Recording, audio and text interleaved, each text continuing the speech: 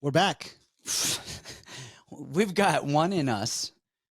We're trying new stuff today, you guys. We're trying anal. So, hey, not on the show.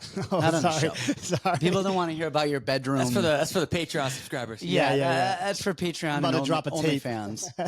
We're gonna try something new because the venerable UFC 205. Oh, you know who you are. I noticed on a Discord thread, VIP group. I think it's a VIP group. I don't remember where. Not allowed to talk about it. It doesn't exist. Was like, hey, how about a recap and a little graphics? I'm your Huckleberry. He'd make the show so cool. I wish he could get into America. I know. He's a domestic Canadian terrorist. So you unfortunately, cannot. He's not coming here. Look, man, I love 205, but I love America more. And I know we can't do that to this amazing country. We have to prisoner swap or something. Yeah, well, I mean, you've got Biden, who just prisoner swapped, a big one. And then Trump and Kamala, which, you've gone a little hard on the Kamala paint recently. Well, yeah, actually, if it's okay, I just want to take a minute. This is not a political podcast. Not political. This is not a political podcast. This is a UFC MMA podcast. We talk UFC and MMA. But every once in a while, there's life. I mean, this is the life that we live. We've had some time off, and some things have changed.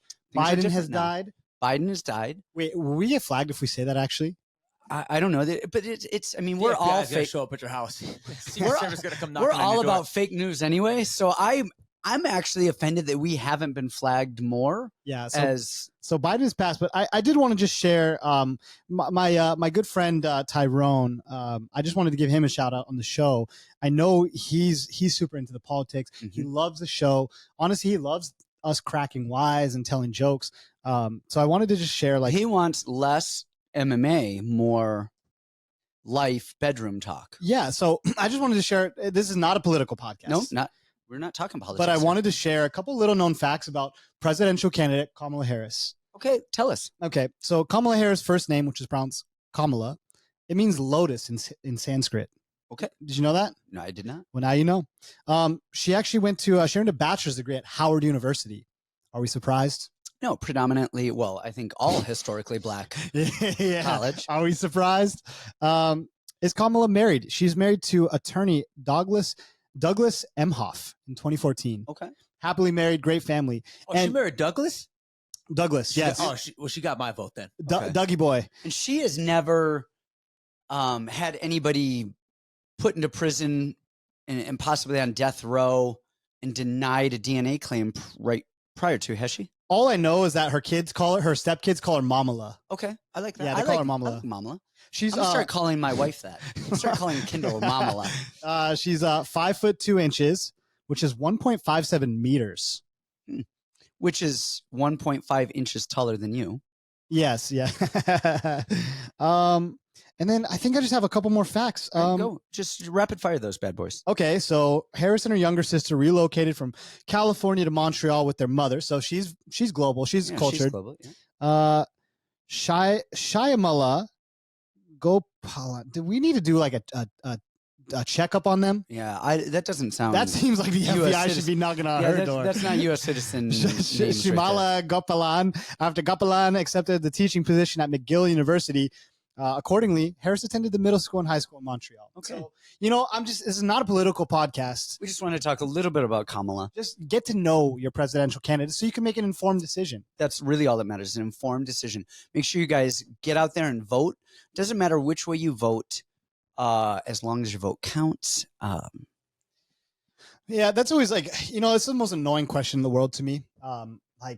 Dude, my grandparents all day long, they just have Fox News on all day long. I realize at a certain point when you're retired or you have nothing else going on in your life, you want to belong to something so bad. That's how you just pass your time, pass your days. So you're either going to jump into religion, politics, or sports. That's pretty much the main three. Yeah. When I get to that point, I'm killing myself because I just can't do that all day long. And so they always ask me, this is so funny. Every cycle, Brandon, have you registered to vote? And maybe at some point I would have registered to vote, but people asking me if I have registered to vote makes me go, I'm not fucking registering to vote because I don't want to be told what to do. I don't want to be told what to do. Like an 18-year-old. And then they go, well, then you don't even get to have a voice on what goes on in this country. And that's the most hilarious response to me. Like my one little tiny vote. And then here's the next immediate response. People are so predictable. Well, if everybody thought that way, then you know what I'm saying? Yeah, Gabe, you're just laughing because you know that's the next response. Well, if everybody thought that way, then nobody would get voted for. And things can't change. Like, come off it, man. Come off it. You don't want me voting. I'm going to vote for somebody crazy. Vote. You shouldn't vote. You should have your rights rescinded immediately, just like the felons. Wait, maybe am I a felon? Yeah, I don't know, but somebody revoked that man's freedom of speech. Yeah, take away his mic. You already can't carry a gun. May as well not be able to vote. So funny. My girl carries a gun, so we're protected. All right, I like it. Man, we had a week off. I needed that week off because where was I? Oh, I was out of town. I was in Durango, Colorado. First of all, if you've never been to Durango, Colorado, everyone on the planet, you need to go. It was the nicest place. It's great. Colorado's beautiful. Colorado is amazing. The river that runs right through it. River runs through it. I'm over here looking at, Brad Pitt movies, but it was amazing. It was super nice. The weather was perfect. Went whitewater rafting. Super easy drive to get there, but that was really nice. But it didn't give me time to do film for the last event because I got home late. And then I actually been glad because we didn't do the event. So I just put out a journal for the Patreon and it gave me a lot more time to do film. And I'm really happy about it because I did a lot better. Show these people the pics. Should we start dropping episodes on Fridays? I wouldn't mind dropping episodes on Friday. The only issue with that is then it's just not out early enough. I'm just messing. People hated it. Yeah, I think when our episodes dropped on Fridays, I think we did a lot better because we had a lot more time for film. Whereas and now it's fresher on our minds. Yeah, we're definitely a lot more crunched. But this last one, I was really happy with the picks. I got the first two wrong. I thought Bedoya was going to be able to pull it off, just volume. And then I thought Tallulah was going to be able to pull it off. I thought Tallulah pulled it off. And then even one of the judges gave the last round to Dumas, where Tallulah absolutely won that round. That was closer to a 10-8 round Tallulah than anything Dumas in anywhere on the planet. So, some of these judges were pretty shitty. So did we throw that graphic up already over there? So I think I did like 8-2 or something like that. I got most of them right. Yeah, it was good. We're trying to throw graphics up, show it, and then be done with it. We're just trying to branch out. I just bet on the Muzzies. I mean, you couldn't go wrong with the Muzzies. Nope. My mom, my mom watched the show. Muzzy?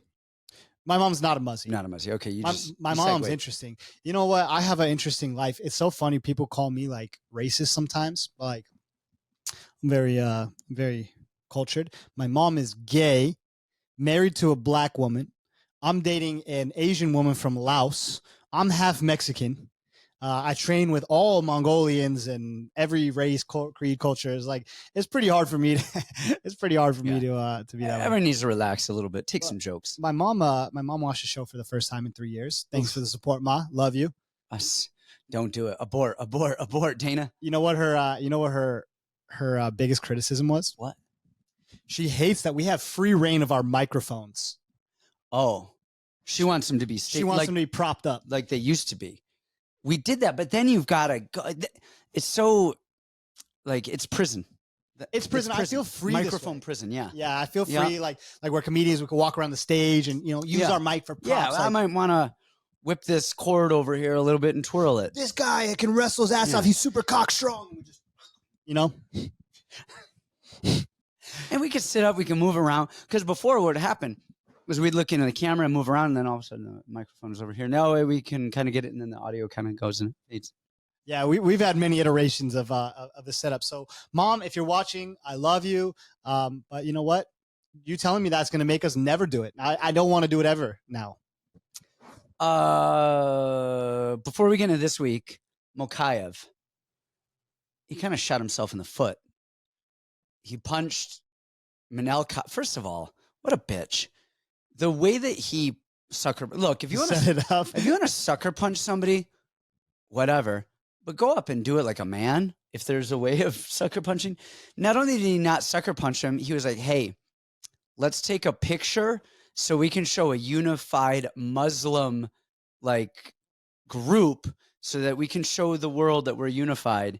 Goes to take a picture with him and then sucker punches him. As cop is like, "All right, yeah, cool, we'll squash this," and then does it. I thought that was sick. Oh man. Anyway, so then But I guess the real reason why, so one, I think he's just a pain in the ass to deal with. I think he sounds like a cunt, like a real sounds cunt. like a cunt. Well, one, if you sucker punch somebody, if you set up the sucker punch by like taking a picture, you're a cunt. But I think the real reason why the UFC got mad at him is his management was shopping him to PFL before his contract was done. And first of all, PFL doesn't even have a 125-pound division. I don't know. I'll fight him. I'll fight him. Shopping, but they were shopping that, and so that's why Dana said what he said. But then you're a real cunt. Do you agree with them cutting him and releasing him? Do you think they'll re-sign him, or do you think? I have no idea, but I have zero interest in him. I've never really liked him since the start. He's so boring to watch. I know he's good, but I can't tell that he's good.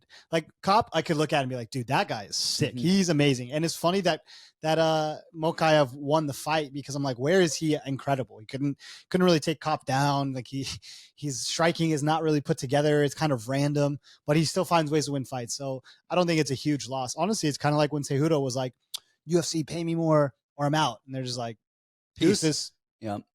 All right. I was just curious on that. Let's get into fights. Let's get into this week's fights. Short show. I was expecting a couple monologues. Kamu, you got anything? You got anything to say? Anything to promote? No, man. Let's get into it. Odds are brought to you by Fight Chalk. And 205, you want your graphics? You got your graphics. We'll see. He keeps doing this AI shit. Any picture that we have, he'll make it AI and just like transform faces. Like, I love it. It's super insane. I sent you a few of them. I know. I don't ever respond to you. All right. Fight number 1. Still playing with this, getting used to it. All right. We have Talita Alencar plus 142 versus Stephanie Luciano minus 170. There are a lot of fights on this card I did not tape, and they are all female. You didn't? Okay. Well, these girls have fought before, not that long ago. Okay. This is a rematch. I didn't probably tape that then. It was Contender Series. Okay. So, okay, next fight. No, I'm just kidding. So you're looking for my thoughts? Yeah, I want your thoughts. I had a few more gay jokes to tell before I actually got into this breakdown. So you're not ready for it yet? I'm not ready for it yet. Okay, well, you're going to have to jump ahead. No, this is an interesting fight. Here's kind of how I felt it. This is a rematch, okay? Talita has been she fought her first UFC fight. She beat Hayani Amanda or Rayani Amanda, however you want to say. Close fight. Could have gone either way on the decision, right? Very close in a lot of aspects. And is it Luciano? Stephanie Luciano? She's been booked to fight a few times, and I could not wait to unload and bet on her, right? The UFC really seems to like her. They think she's the next coming. But that first fight, so I actually bet on Talita in the first fight. And my thought process was I saw a lot of Luciano on her back. And Talita, obviously, dude, she's a nasty grappler. People don't understand. She was a big jiu-jitsu girl for a long time. But not only was she a really high-level black belt, world champion, all this stuff, but her actual style was super nasty. Wait, was she the one that I was talking about when I said nasty, nasty top game? You think I remember a woman's fight breakdown? Yeah, but you will remember if I said nasty, nasty top game. Yeah, nasty, nasty top game. No, I don't remember. I think it was her. She does have a nasty, nasty top game. That's how she always kind of competed jiu-jitsu, and I really liked it. So we got to see the matchup. She came out. She won the first round, took her down. She does kind of slick stuff. When she gets stopped out wrestling, she'll cut corners and do some cool stuff.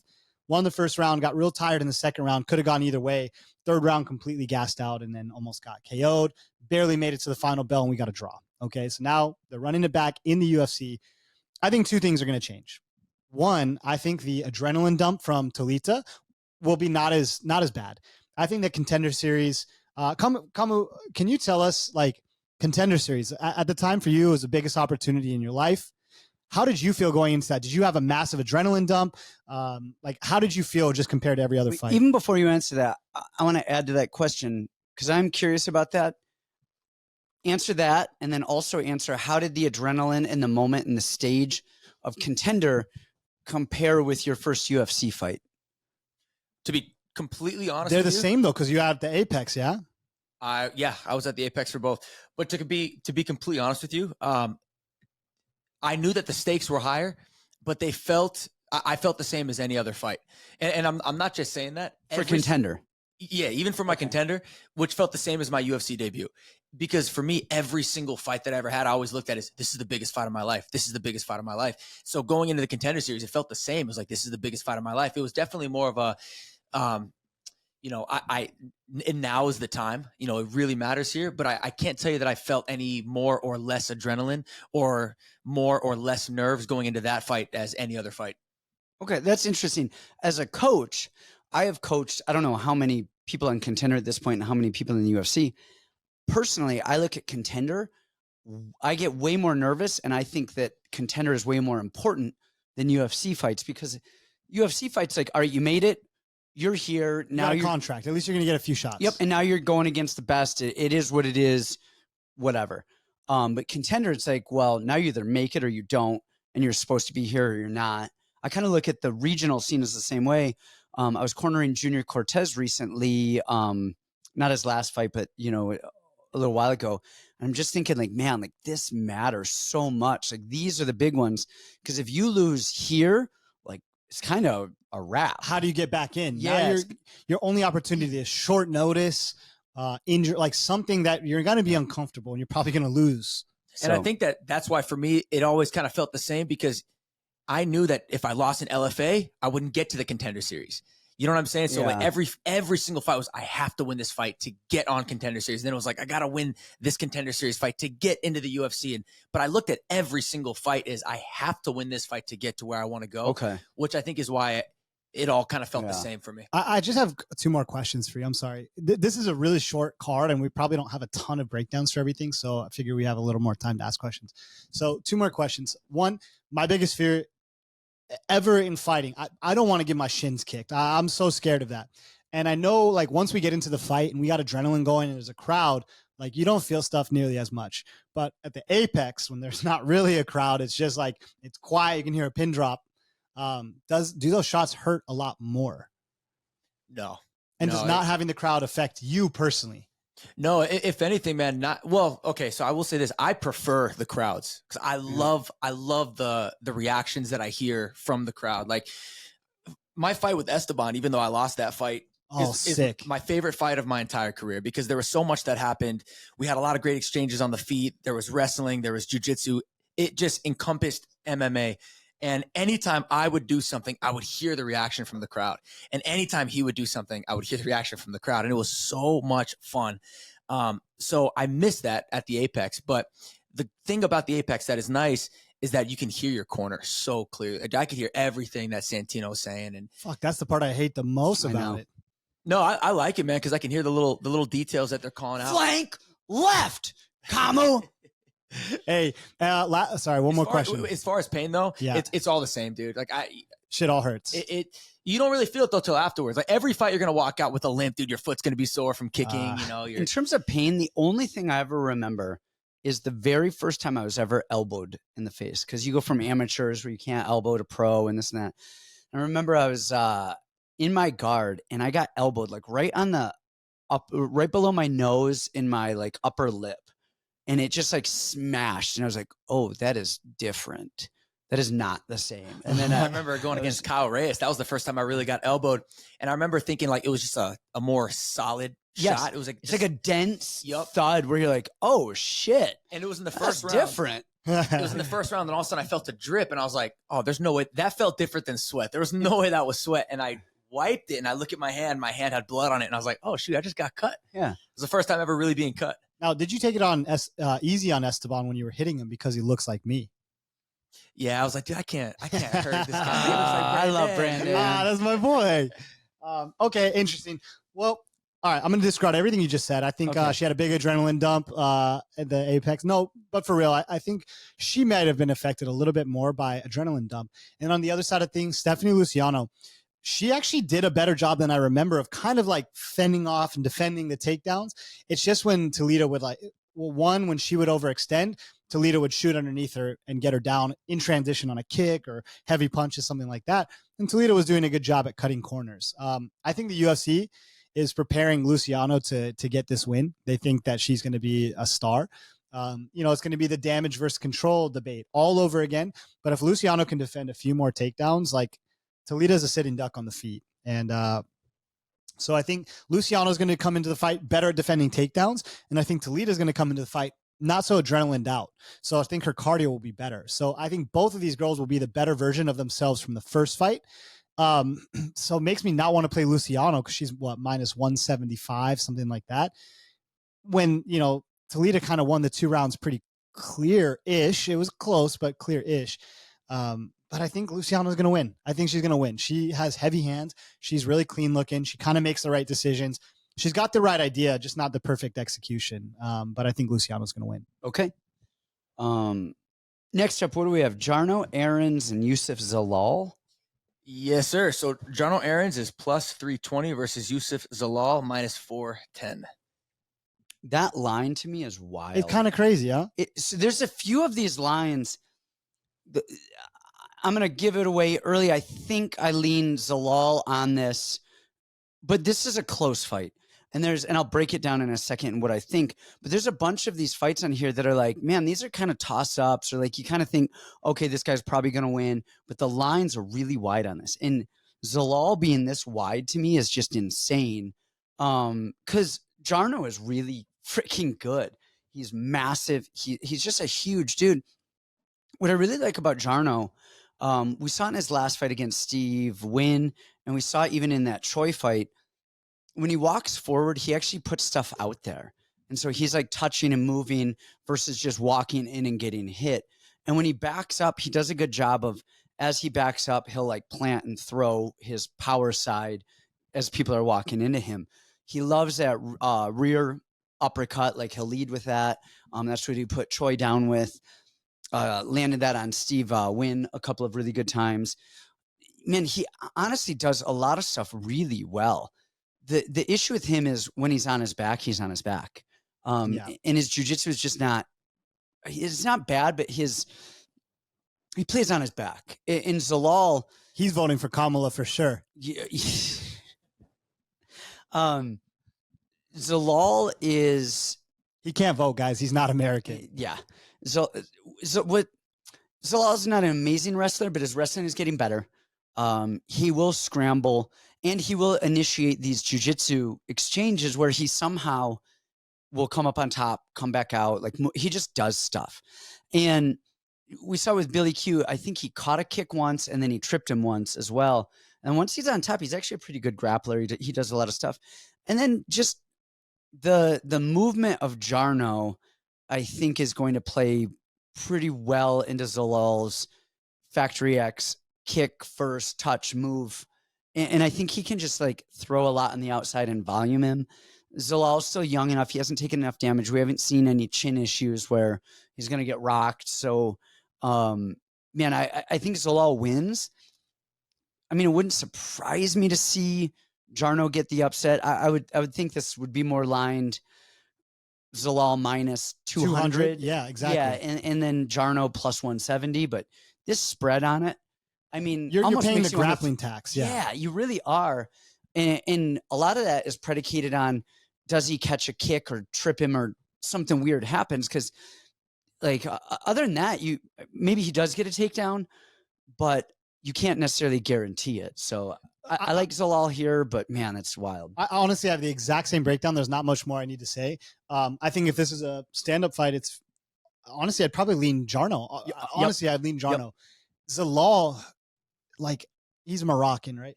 And we always thought of the Moroccans as like these amazing freaking kickboxers. So I'd always expect like Zalal to come out and just show this incredible, fast, amazing Moroccan kickboxing. And he always is underwhelming on the feet.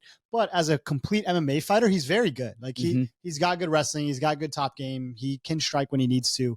So he's a very complete guy, just not the guy that I thought that he was.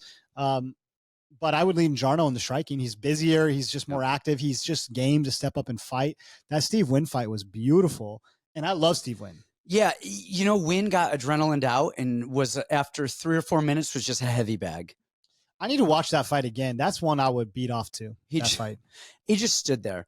This one kind of reminds me, I broke down the Chito Figueiredo fight, and I said, all things considered, I lean Figueiredo because he just has more ways to win. And I was really surprised by that fight. Really? I thought it was going to be the wrestling that wins the fight for Figgy, or at least some moments that help out. And then the other thing is Chito is so low volume sometimes that plays into Figgy's if it was a 5-round fight, he has time, but you basically give up round 1 and you're low volume. With Figgy, you need to go out round 1 and go guns blazing. Yes, to try and wear him out. Yeah. And in a 5-round fight, maybe it happens, but you can assume. So I assumed that round 1 was already Figgy's. And now he just needed to win one more round. And I thought between his power and the wrestling, he could probably do it. You know what was really surprising about that fight, though? Shido won round 2 pretty clearly. Pretty clear, yep. And he picked up the volume a ton. And then whatever it was is in round 3, before he even got rocked, he just stopped the volume all of a sudden. And watching the fight live, you're like, oh, Cheeto's building momentum. He's going to really start putting on him. Figueiredo's breathing heavy. He's slowing down. He can't take him down anymore. So you're like, man, Cheeto's going to cruise to a decision here. And then he just stopped throwing again. And it's like, why does he take 3 minutes to like pick up the volume when he already he built that up? So it was confusing. The other thing with that, and it's kind of just this dumb, weird thing, but you hear me say it for years now in this show, when people fight for a title, they lose their next fight. You have always said that. And they do. And I think there's something to it, because I think people think I just fought for a title, the best in the world. Now I'm fighting down a level of competition, and they now start fighting at their opponent's level instead of like, they don't have that sense of urgency to fight and to win. Let me get back. Let me prove it. So they tend to lose, and then knocks him down a peg, and then they go, whoa, I got to fight my balls off and win. There's something mental that happens when people do that. Figgy's massive. All right. Anyways, back to this breakdown. All right. The line is super wide for me. I played a little bit of Jarno, and honestly, the line keeps going the other direction. Like Jarno is going to be a value loser to me. I think Zalal is going to end up winning with grappling, but it's going to be like, man, Jarno's a really good underdog. Interesting. Let's go, Karl Williams. Let's move. All right. You got somewhere to be? No, I get bored listening to us talk. Okay. Nasally drone. Yeah. All right. Next up, Karl Williams minus 218 versus Jhonata Diniz at plus 180. Interesting fight. I don't see any reason why Karl Williams wouldn't win this fight. Like I understand he can get chinned and he can get hurt. He just fought Tafa, who is a turtle off of his back, but is Diniz any different? Yeah. You know, realistically, this could happen. Like Karl could probably get knocked out round 2 or round 3. That's probably it's a likely scenario. Obviously, Diniz hits super, super hard, but the line is probably about right. I mean, he's either going to look minus 800 when he takes him down for 3 rounds and just beats him up, or he's going to get KO'd flat. So, you know, maybe you do Karl Williams decision only. I think he's a rightful favorite here. Like, I don't see a way that you're making Diniz the favorite after what he showed against Austin Lane. Also, by the way, that fight got like scrubbed from the internet. Really? Did you watch it? No, I didn't on this one. Okay, I couldn't find the Austin Lane fight. I watched it. You ever have to watch something on like MMA Core or something, and you click the link and it's just like a pair of tits to just pop up and it'd be in public? I remember when I met Errens Medic in California a few months ago, and I was watching the boxing fight on Mesh Streams or whatever. I click it, just a pair of tits pop up. I'm in the middle of public. Dude, I was trying to watch a stream recently of a fight. What was it? I was in Colorado and I didn't want to watch the a fight that was on while I was in Colorado. Interesting. I didn't want to pay for it because I didn't really care about it. So I found a stream, and it took me forever to find a stream. And I'm opening up links, and it's that. I'm trying to do, and my kids and everyone are, and so I'm like, whoa, nope. I promise I'm not a pervert, guys. I finally find a stream that's like, okay, it doesn't pop up, like nudity everywhere. And I was like, oh man, are we gonna be go watching this and like tits are popping up? Hey, you know what? Sometimes I like to let it ride. I'll pull it up and I'll just leave it on the screen. I kind of look around to see if anyone's going to notice.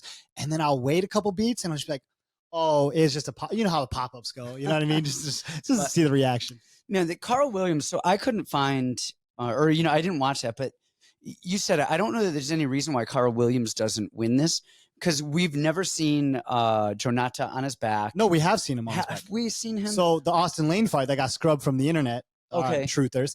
No, he literally just came out and just was like, pushed him over. And he was on his back the whole first round. Second round, he came out and knocked him out. I didn't get to see the knockout. I just saw the wind blow.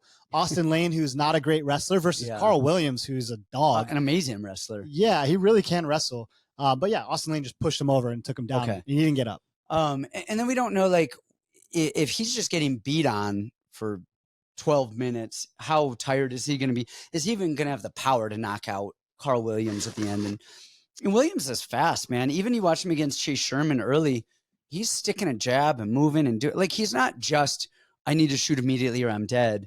Yeah, sometimes. Well, I think he's fast and active enough early, and Jhonata is going to have to be looking out for that takedown. So it's going to keep him away early. I don't think he's just going to walk in, one punch him.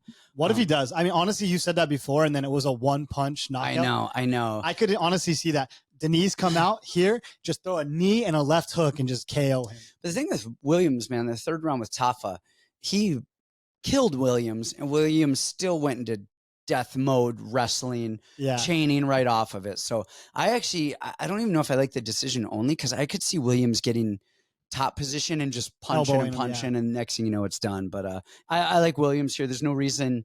There's nothing really out there that says anything otherwise. Of course, it's a fight, but yeah. All right, cool. So next, hey, you get a good flick. Do you like the shirt, Gabe? Yeah, dude, that's clean. Thank you. That's clean, bro. I gotta put this on my my profile picture. All right, next up, we have Karol Rosa minus 185 versus Pannie Kianzad at plus 154. Stop saying Rosa. The Brazilians have come to America. That's how I heard it pronounced. No, these Brazilians come to America. They can speak American. It's Rosa. Rosa. No. Rosa. Rosa. We rolling the R? Rosa. Are you going first or am I going? I'll go first. Karol Rosa is a favorite here. And Pannie Kianzad, I think, is horrible. So I'm going Rosa. Is that a real legitimate? No, kind of. Yeah. I mean, Pannie is just so like, we've talked about this before. What does she actually do? What is she good at? How is she going to win? She's just kind of there. She's going to clinch a little bit. Like, she's so random. She was kind of known for her volume at one point. She's not anymore. Like, she's just there. And Rosa's actually decent. Rosa's good. I didn't watch film on this, but like, it's like, there's not, like, I don't know. I mean, this is a Rosa fight, a Rosa win. It's women's MMA. I don't see Pannie getting takedowns and holding her on top or like completely out voluming and hurting her enough to stop her. Like, Rosa here. Rosa's gangster. Yeah. I really, really like her. I picked Sarah McMahon against her. That was one of my most proud picks. I know. I remember that. And I was like, no, McMahon's going to take her down and, beat her up and control her. And wrong, McWrong. No. Sarah McMahon won the fight. No. What fight am I thinking of? Or you're like, no, maybe it wasn't Rosa. No, because you and I picked hard against somebody on McMahon. Yeah. No. Juliana Pena, probably. I don't know. Either way, Sarah McMahon took her down because she got those big turtle hips, but I don't think Pannie Kianzad is going to do that. No. The only thing that's concerning me, I got to dive a little deeper into this fight, is why the line is so close, because I think Karol's actually really, really, really solid. She fires back in combination. She sits down on her punches. She's pretty nasty. It was Juliana Pena. Yeah. Yeah, it was Pena. And she won the entire fight until Pena got up. Like, wait, where's Juliana Pena been? I don't know. Is she ever fighting again? I don't know. Her and who's the girl that dropped to 115? She was out for a couple years. Really good wrestler. She's 8-0. The freaking Tatiana Suarez. Yeah. Like those two, like they just rode off into the sunset together. And she fought though. No, I know Tatiana came back, and then now it's like seems like she's on again. Yeah. So anyway, okay. Moving on. Yeah, we're moving on. That was it, dude. Yeah, I don't. What else you want to say is about a couple of leses? By the way, I heard Karol fucks. There is not a woman in the UFC. She not putting it down. Just doing. All right, next. Yusaku Kinoshita plus 154 versus Johnny Parsons minus 1. That fight's canceled, bro. This fight's bro. Okay, well, this makes sense because I noticed it was listed on one website, but it was not on another. Yeah. So that makes sense. There's a couple fights that are gone now. So let's move on then. Danny Barlow minus 340 versus Nikolay Veretennikov plus 270. Nikolay is good. Kind of everywhere. There's a thing though. He's real solid. He really is. There's really a thing. I talk to you about it, Camuela. Talk to you about it. I say it all the time. You guys have got to go first. You've got to do stuff. And doing stuff could be literally just moving laterally, moving in and out. You stressed me the hell out today. Yeah. You stressed me out. I was boxing. Go. I was making reads. I was like feeling good. And I would pop a jab every so often. You're like, no. Now. Again. Yes. And I did that specifically because you guys are so used to the time in between. And I wanted that to go away, especially in boxing where you do not have that time in between. In MMA, the range is different. I said this at practice today. In MMA, how many punches are thrown around? 20, 25 strikes. And then people land 15, 20. You know, boxing 65, 70. 65, 70, 80 punches in a 3-minute round. So less time. 3-minute round.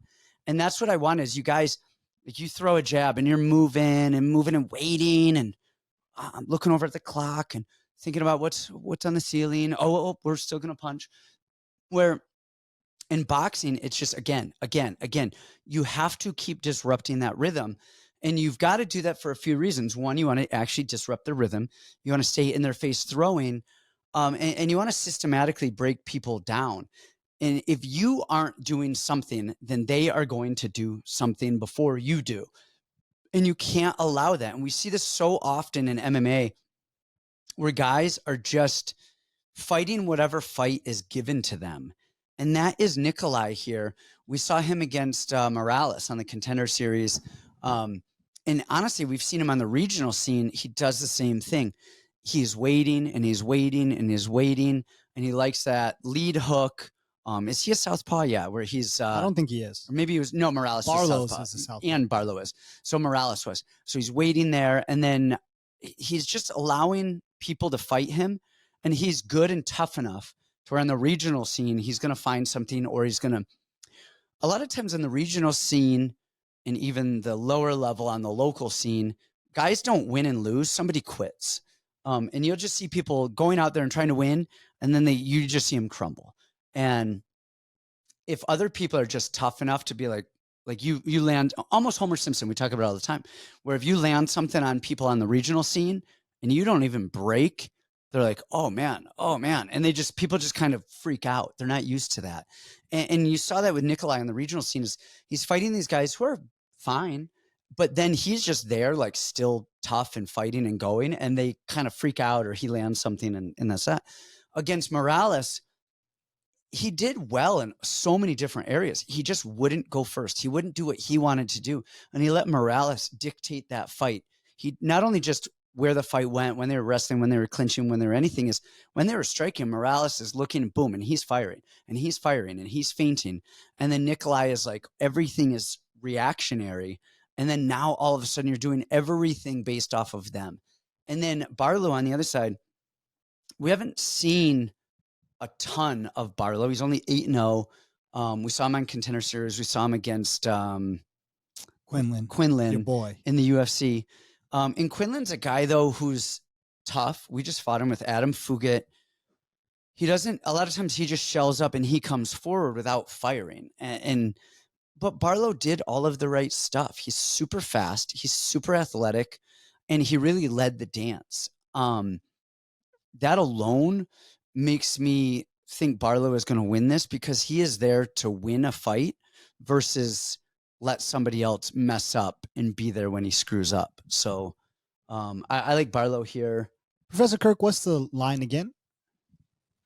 We have Barlow is minus 340. Nikolay is plus 270. That's an insane line. Yeah, it's an insane line.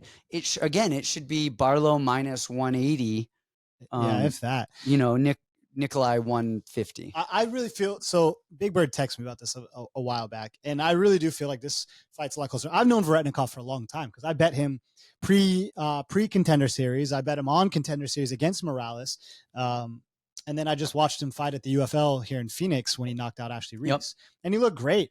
Honestly, he's a very patient striker, and he's always been good. He's never really lost a striking fight. And you were saying like, okay, well, Barlow. He led the dance and did all the right things. And I don't really feel that way.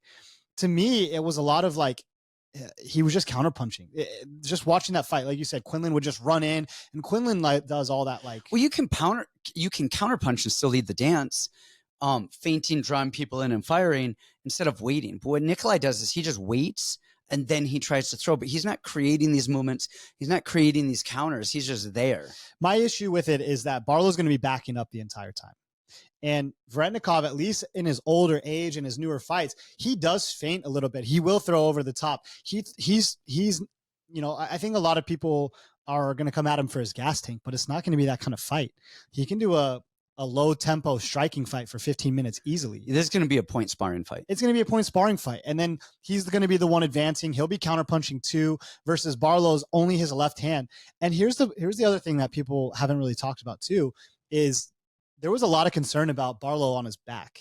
There was a lot of concern early. Like, we haven't really seen Barlow on his back. And I was like, guys, I think he'll be okay against Quinlan. Like, he'll be fine. But that was always a concern. And Veretennikov, when he needs to grapple, he can grapple. He's decent. He's good. He's at King's. He's at a good gym. He's had a lot of experience. He's been sparring with good guys forever. I think the line is insane. Just personally, just from what we've seen with Barlow. Barlow beat Quinlan, who's not in the UFC anymore. Yep. And Quinlan was going life or death with like guys off the reservation in Joe Borshig. You know what I mean? So to beat him is not insane. I recognize he. But I thought he did a good job beating him, and I thought he picked him apart until he finished him. He's really good. I'm not throwing shade at him at all. I think he's incredibly skilled. He looked amazing in CFFC as well. I would narrowly edge it to him, but I still think the line is insanely wide. It reminds me, we had a guy, Cedric, fight recently, Kataba. And he is so good. In the gym, I tell him all the time, you got to go. You got to go. You got to go. He waits. And he fought a kid who I think was 2-0. Just didn't give a shit. And the kid just fucking wanted to win. And you get these people that try to like find the right thing and do the right thing. And you just have somebody else who's just wanting to win.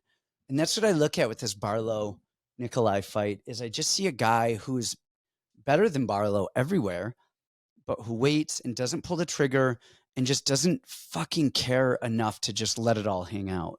And my favorite example of that was Mahmoud Subi. Only real ones will remember Subi.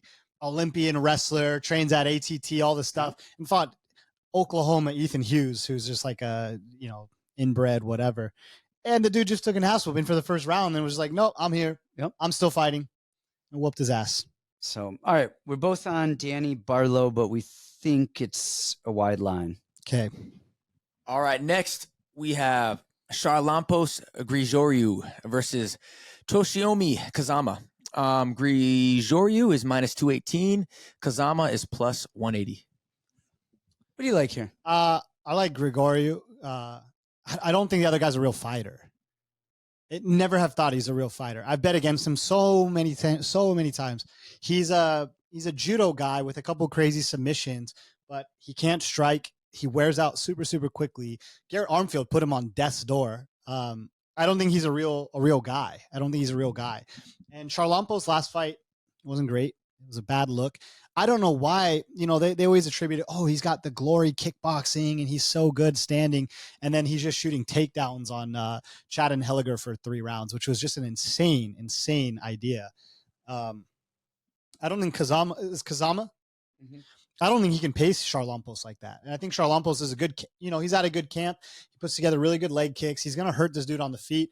Honestly, as long as he avoids weird, crazy submissions, like a jumping scissor flying heel hook, I think he's going to be fine here. He's just a more experienced MMA fighter with more solid game. Yeah, I was actually talking about this fight earlier today at the gym, and Kazama, it's funny you say that. How'd this come up, this fight? This is a random fight to be bringing up at the gym. Well, we were talking about Junior Cortez, and Junior was in today. He just won. Big Bird, don't bet against Junior. So they're telling him, hey, be ready. UFC could pop up short notice. And this is one of the fights that we're talking about. We talked about this when I said Kazama, you say he doesn't have striking. I don't know that it's true. He looks the part. Like, man, his hands are tight, like clean, good boxing and striking. It looks right. It looks like he is a good striker. He looks very technical, but sucks.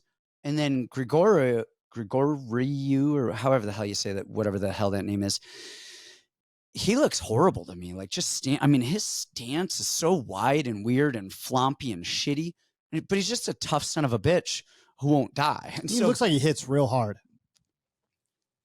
Sorry, I just burped all Yeah, this what coffee happened up. to that? Oh, jeez. It was like I burped, but then it like Come on, was do you want more some more of burp. this I was coffee? like, geez, so much burp. You But, charged up? He looks like he hits hard. He throws calf kicks for days.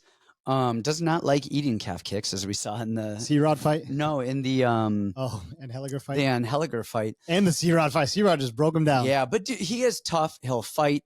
He's got power. He can wrestle. He does all the he does all the right fighting stuff. I think he's so awkward looking style wise. Whereas Kazama, I think, looks the part. He's an Instagram fighter. And then I think Grigoriou is like, fuck you, I'm gonna go beat your ass. So. He's a sexy ass guy though. Kazama. Who, Kazama? Yeah. Oh, of course. He's one of those guys like, yeah. He's an Instagram He looks fighter. it. Yeah, he's an Instagram fighter. Looks great on the mitts. Chiseled body. Does it, and then now you're gonna go beat his ass. Yeah. So all right. Are we both on Grigoriou? Oh yeah. Okay. Oh yeah. So Grigoriou and Chant. you like that? Yeah, big. I'm big on How much are you betting on it? all of it. All Okay, the bets. Okay. All the You, bets. Jason Herzog, and John Anik all going to bet Yep, on it. all of us gonna bet it. We're gonna place our bets with James Krause's book. And that's the name of that? I think I got it on my phone what the name is. Next, we have Allan Nascimento minus 205 versus Jafel Filho plus 170. I think this line has gone down a little bit. I thought Allan Nascimento was even a bigger favorite earlier, but Nascimento's fought good guys. He fought Carlos Hernandez, submitted, Hadley. and then he lost to Tagir. Close fight. Could have gone either way. See, I remember us talking about that recently, and then as I was rewatching it, I was like, nah, like I thought he lost that. And then Jafel Filho has not fought the most amazing people. He fought Odie Osborne, and I think we were both on Odie. We thought Odie would defend that, and he just got taken down and submitted. In fairness, I thought Filho was a lot worse than he actually is. Yeah. And then Daniel Perez kind of hurt him and beat his ass a lot. And then he came back and was like, all right, I'm not going to die. Perez, very talented. Amazing. And then Very he just got talented. taken down and got his strike. That made me sad because he looked good on that. Perez is nice. He's sick with it. And then I think we thought Filho wasn't as good because of the Mokaev fight because he kept jumping Gilly. And Honestly, it was his pre-UFC tape too. We thought he was I going to lose know. on Contender. We thought all this stuff. yeah. That said, he gave Mokaev a decent fight and scrambled and wiggled and went. He's tough. Nascimento is the A side here, but he will just lay on his back. He will almost jump guard to do stuff. And Filho, I think, will actually wrestle. And Allan's striking, I think, is the cleaner. But honestly, Filho just doesn't give a fuck. And so he's just going to swing. And I kind of like that here because I don't think Nascimento's striking is good enough to pick him apart and stay away. And they are both back player jiu-jitsu people, but at least Filho would jump guillotine and then try to use that to come up on top and do stuff with it. Whereas Nascimento will straight up guard play, like omoplata, armbar, Wants triangle. to be there. Yes. And so then I think about it. I'm like, well, I don't think he's going to like submit Filho from his back. I don't think he's going to omoplata him. And I think Filho is just better than that. I think there's a very, very close, even fight, but I kind of want to lean Filho because I think standing, he's going to swing and have the bigger moment standing. And I feel like he's not going to get submitted. And then all things considered, if it is grappling, I feel like he will be the one on top. And I like Filho here for the upset. I think it's a very even fight, but given the type of jiu-jitsu that these guys play and the type of grapplers that they are and how close they are in size, and I like Filho for the power and the swinging and the wrestling. Give me some Filho. I thought I was going to be crazy saying the same exact thing, but I'm going to go the same thing. Again, we've always looked at Filho as shit, but dude, look. And we've always looked at Nascimento as being very good at what he does. Not amazing, but good at what he does. But he's also been off for so long. Mhm. So long. And now he's fighting a guy who is his exact style that he fights. Like these guys to me are one and the same. Yep. Two annoying jiu-jitsu guys. And people love to talk about Nascimento. He's so big. He's huge. He's big. But that Is he bigger than Filho? I don't even know. I think so. Is he? He's got more girth. And you know Okay. girth is more important. Always. Yeah, unfortunately, this is whatever. But yeah, I think at dog odds, like I like him. Like you said, he will go for wrestling. He will swing on the feet. Honestly, I just like the fact that he's been more active too. Nascimento taking so much time off. You know that weight cut is horrible for him. He's a big guy. I could see him easily tiring out later on in the fight, and Filho is going to be there. Dude, he beat Roybert Echevarria, who's really good. Like, gave Mokaev a fight. Like, he's a lot better than initially had given him credit for. So dog odds, same style, same matchup. Literally, either one of them could snatch defeat from the jaws of victory by pulling guard and then ending up on their back. So give me the plus money in that situation. Yeah, I think on a 50-50 fight, man, I think he probably even wins it. Give me 55 Filho to 45 Nascimento in my head. Whether you need to count for some draws in there too. Yeah, so. and you know what I mean. So I take that, but and then at the odds the way that they are, like, yeah, definitely go dog on it. We got the best fight on the card up next. Let's see. We have Yana Santos minus 135 versus Chelsea Chandler plus Durag Chandler. Man, can anyone beat Durag Chandler? I don't think so. I think it's a tall task. Undefeated Durag Chandler. This is just a hilarious fight. I was going into this. Okay, I'm like thinking about this. I'm like, all right, Yana, she trains at ATT. She's married to Thiago Santos. She's aggressive. She's strong as shit. You can tell she's physically a bigger specimen than Chelsea Chandler. But she does nothing. She does nothing. She used to do stuff, and now she doesn't do stuff. They used to say she was a kickboxer, and now even when she was a kickboxer, it was like point karate, touch and run. You're like, what kind of kickboxing is this? I was really hoping, because the Chelsea Chandler fade is going to come someday. It's going to come someday. And I'm like, okay, well, maybe Yana is going to be so much more physical and really push her on the cage and throw some elbows and some knees. But Yana does nothing. I don't understand, like, what does a sparring day look like for Yana? When she's in there and sparring, her coaches are just sitting her, watching her just cage push. Like, sparring, you're supposed to try stuff and do stuff. Let's throw leg kicks. Let's throw check hooks. She just run at people and just push them on the cage. And then her coach is like, good job, way to go. Like, I don't understand what it looks like. And, man, I think she's a lot stronger than Chelsea Chandler. Chelsea is, like, loopy and just soft, and she's got so many holes everywhere. Her game is crazy. And honestly, she's looked worse in the UFC than she did pre-UFC. I know. At least she used to swing. She looked good in that Stolyarenko fight. And that was up a weight class for Stolyarenko in short notice. But she looked dominant there. And you're like, oh, okay, she might actually do something. And then she's not looked amazing since. Thank God I didn't watch the Josiane Nunes fight live. Thank God I had just pre-bet it, because I would have lost my house. After that first round, and she's running for her life, and she's terrified to get hit. The issue is just Yana doesn't throw anything. Yeah. Like, at least Nunes was dogging her. Nunes was standing right in her face and just throwing 10 shots at her, making her cower in fear. And then, Chelsea ended up getting on top. But what does Yana do? What does Yana do? So, I mean, I like Chelsea here. I don't think she's going to finish Yana. I think she's going to have slightly bigger moments, a Stockton right hook, and a little two-piece. And I think that's going to win her a round. I think it's going to be a really close fight. It's going to be up for debate on who won each side. Yana, I think, is more physical. She's on steroids, the ATT water.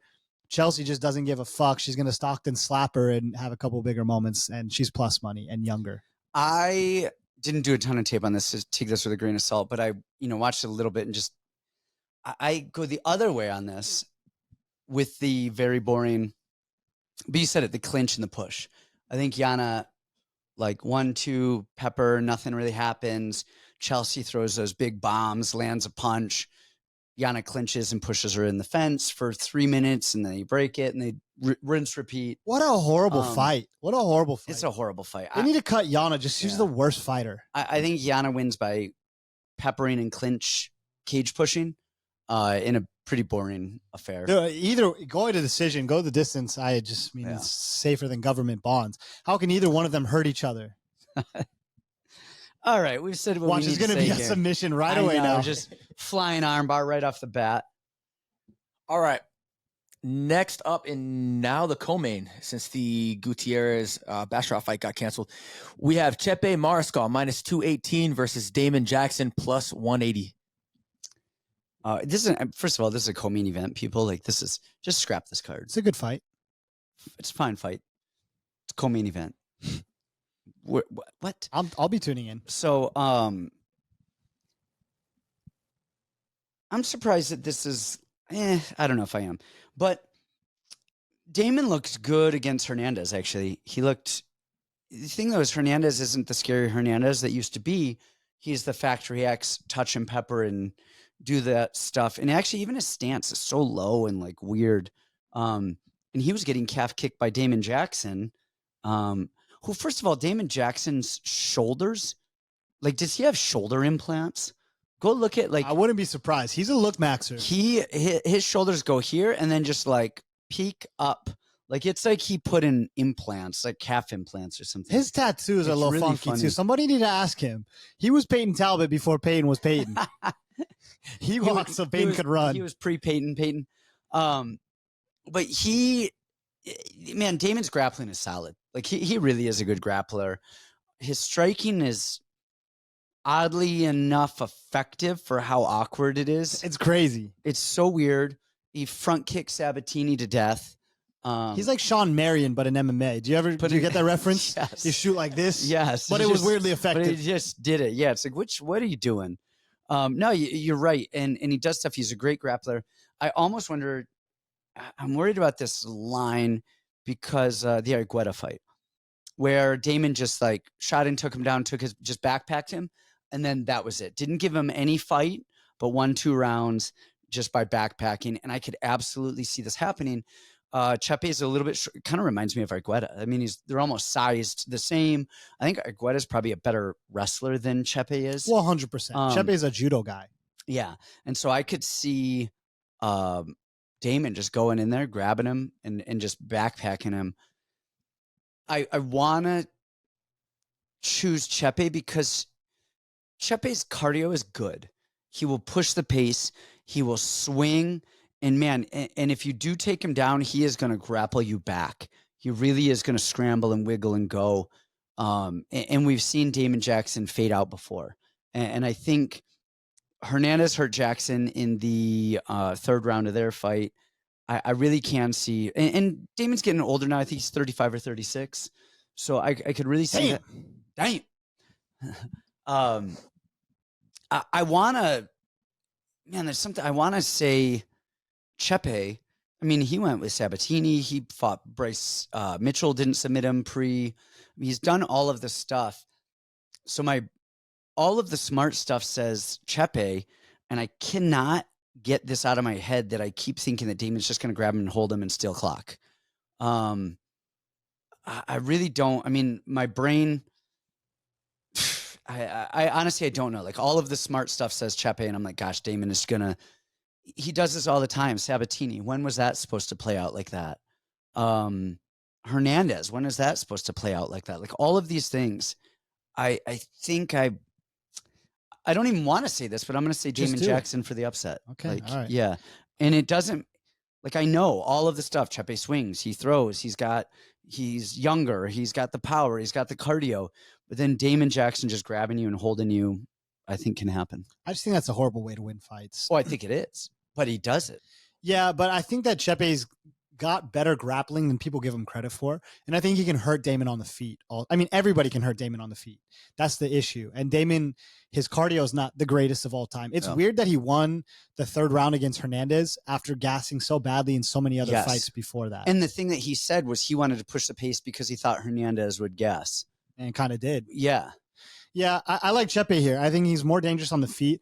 Honestly, now that he's chilled out, is much better. When he used to be a crazy... Wait, out of all the cock balls, cunt, fucks, you bleep that out? Like, you bleep your own self out of that? Like, we're watching him mature in real time. In real time. I'm becoming a better person. You know, I'm turning a new leaf. So, yeah, I think this fucking... I'm just kidding. I like his new style of fighting. Like he's more chill and he mixes in that aggression with the technique, with everything. What if he goes takedowns? My mind is don't even say. I can't even fathom that. Dude, I forget about that sometimes. It's like you got to go take down the takedown guys, the guys that are going to grapple you. Why don't you go take them down? Yeah, because then what do you do? What do you do? Even the main event, we're going to talk about that in a second. The one guy to actually take down the takedown guy beat his ass, you know? I like Chepe. I think he's just more dangerous on the feet. He's younger, faster. He's put up some good fights against really good people. Dude, I mean, I know some of them were kind of flukes, but beating Jack Jenkins and Morgan Shashari. Man, Morgan won that fight. I know. He freaking won that fight. He won that fight. Even that third round, like Morgan won that damn round, and then Chepe ends up on top for 30 seconds and they gave it to him. That one pissed me off because Morgan's really good. Yeah. All right. I got Chepe. Let's main event some shit. All right, let's do it. Okay, in the main event, we have Marcin Tybura plus 124 versus Serghei Spivac at minus 148. Do you want to go first? You want me to go? Yeah, I like how you end. All right. I like how you end. Well, these two have fought before. And I don't want to hold a ton and put a lot of weight on that. It was 3 years ago, 4 years ago, something like that. And Tybura has kind of had a resurgence in his career. And it's so funny. He's not a good striker and he's not a good wrestler and he's not a good jiu-jitsu guy, but he's just kind of there and bumbles around and kind of has a good fight IQ and a good MMA game and just winning all these fights and looking good doing it. A lot's going to be said about how much weight Spivac has gained. And we don't want to speculate where that weight came from or, what supplements or anything. We don't speculate here. We don't speculate. This is not a political show. When you assume. Make an ass out of you and me. I used to say that to my crazy ex. She would go nuts. I don't think she could even understand what that meant. She's like, what does that mean? Spelling? Never heard of it. Yes, he's gained a lot of weight. Okay. He's looked better. Honestly, I love his offensive wrestling.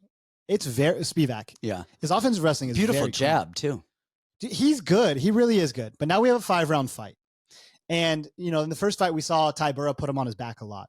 The thing with Tybura is he's got a great chin, and you have to kill him to take him out of there because he's so game. He'll wait for his time. He'll work up. He'll defend takedowns. He'll start to stand. And then on the feet, he's just slowly just putting a little bit of volume out there, putting a little volume, and you really have to hurt the guy. I mean, the Romanov fight, how beautiful was that? Romanov goes spastic ape, and he does the same kind of thing as Spivac, right? He wrestles really clean and he's super heavy on top and then he gets tired. And that was a 3-round fight. Now we're talking about 5 rounds.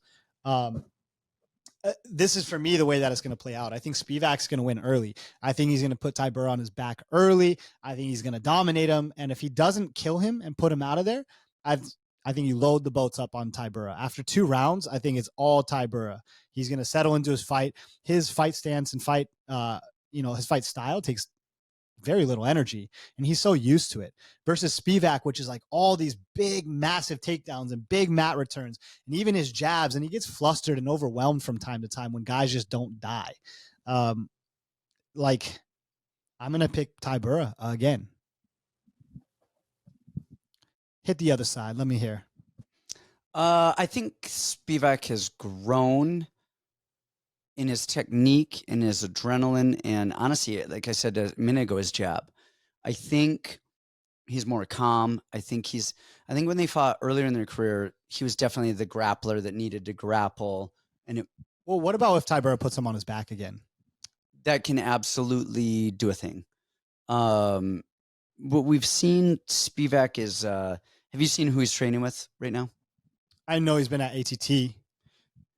Oh, who's he training with now? I want to make sure I'm not screwing this up because I'm almost certain that it wasn't. I know he's fucking on Marina Mkhitaryan. Yeah, no, okay. I want to make sure I was thinking of all the right people. No, man, he's at Extreme. Interesting.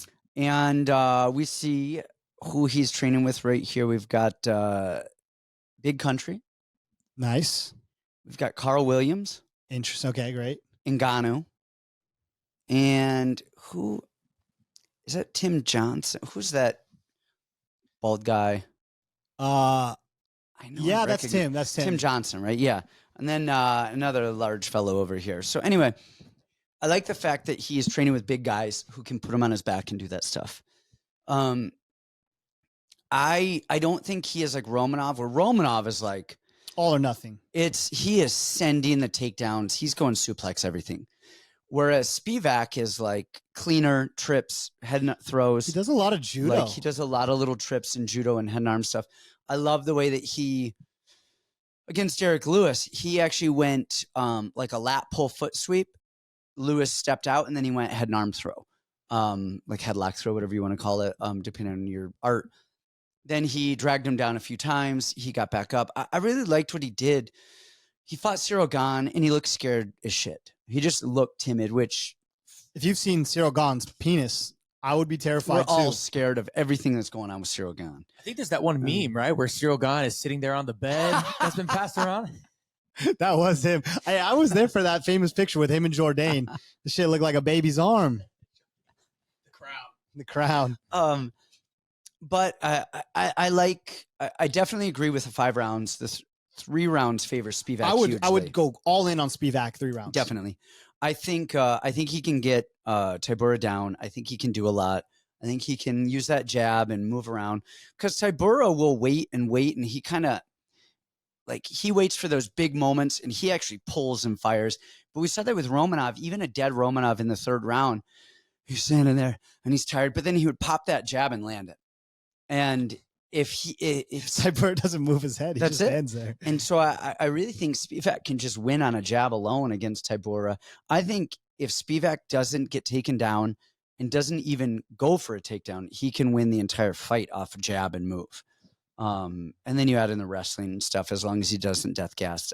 I like Spivac here. My only thing with Spivac is he's one of those guys that looks so good and he really does have skills. I really, really like Spivac. Yep. I'm high on him. But the second that it doesn't go his way or someone is still in his face, he gets he crumbles. Shit. He's like Gordon. Did you guys ever watch Gordon Ramsay on Hot Ones? No. The greatest thing ever. Shit. Fuck me. Shit is great. Go watch that. Dude, he just censored himself like 10 minutes ago. I'm back, baby. Now look at him. Now look at how he's seducing the viewers. There's zero cock shame here. I'm all out. What's up? That's been another show, guys. Thanks for joining. Have a good weekend, guys. Not a political show. Not a political show, but Kamala and Douglas. Yeah, Kamala and Doug. You guys run away. Thanks for watching.